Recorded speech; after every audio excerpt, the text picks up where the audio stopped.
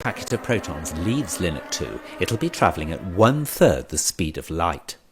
It's about to enter the booster, stage 2 of the rocket if you will. In order to maximise the intensity of the beam, the packet is divided up into 4, one for each of the booster's rings. Straight acceleration is now impractical, and the booster is circular, 157 metres in circumference. In order to accelerate the packets, they are repeatedly circulated, and the electric field is now pulsed, in the same way that you push a child on a swing each time they reach a certain point.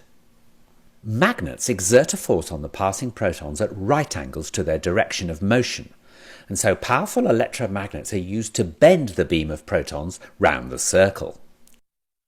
The booster accelerates the protons up to 91.6% of the speed of light and squeezes them closer together. Recombining the packet from the 4 rings, it's then flung on into the proton synchrotron, by analogy stage 3 of our rocket. Let's just follow 2 such proton packets. The proton synchrotron is 628 metres in circumference, and they circulate for 1.2 seconds, reaching over 99.9% of the velocity of light. It's here that the point of transition is reached, a point where the energy added to the protons by the pulsating electric field cannot translate into increased velocity, as they're already approaching the limiting speed of light. Instead, the added energy manifests itself as increasing mass of the protons. In short, the protons can't go faster, so they get heavier. The microscopic kinetic energy of each proton is measured in units called electron volts, and now the energy of each proton has risen to 25 giga-electron volts, or GeV. The protons are now 25 times heavier than they are at rest.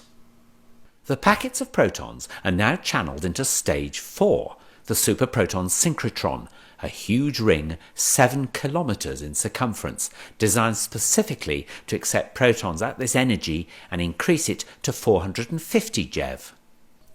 Soon, the packets of protons will be energized sufficiently to be launched into the orbit of the gigantic Large Hadron Collider, or LHC, which lies between the Jura Mountains and the Alps, and straddles both France and Switzerland.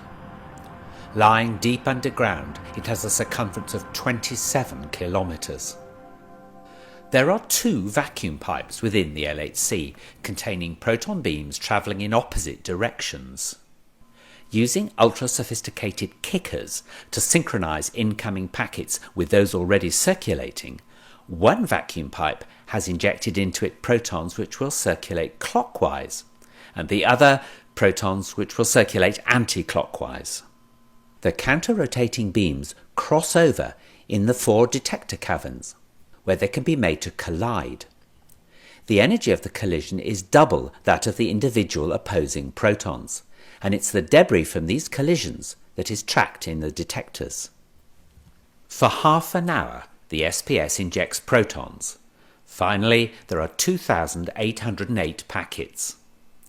During this time, the LHC adds extra energy to each proton, whose velocity is now so near the speed of light that it goes round the 27-kilometre ring over 11,000 times each second, getting a boost of energy at each revolution from the pulsed electric field. Finally, each proton has an energy of 7 tera-electron volts, and they're 7,000 times heavier than at rest. The magnetic force needed to keep the beams bending to the ring is so enormous that nearly 12,000 amps must flow through its electromagnets. This is achieved by making the LHC colder than outer space, so that its magnets become superconducting. Now the protons are ready to collide in the detectors. A steering magnet finally brings them onto a collision course. The total energy of 2 protons colliding in the LHC is 14 tera-electron volts and reproduces similar states to moments after the Big Bang.